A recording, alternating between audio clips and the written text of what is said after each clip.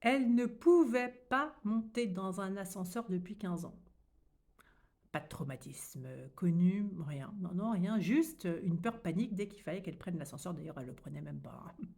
Alors première séance d'hypnose, on est remonté doucement dans ses souvenirs et puis là, elle me dit qu'elle se voit à 4 ans, elle y est d'ailleurs en hypnose, elle a 4 ans et elle est bloquée pendant une vingtaine de minutes là avec, sa maman dans l'ascenseur. Elle, ça va bien, mais sa maman, Dijon, complètement paniquée, c'est l'horreur et ce souvenir, bah, elle l'avait complètement oublié en fait, hein. Ça c'est ressurgi en hypnose. On l'a fait ressurgir en hypnose.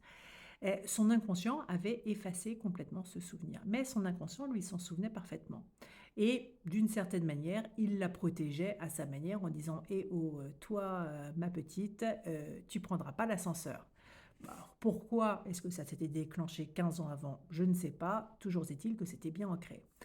Alors, on a négocié avec son inconscient, on a rassuré cette autre part d'elle, et en ayant fait ça, ben, de la surprotéger, bah, n'était plus nécessaire et cette phobie a disparu.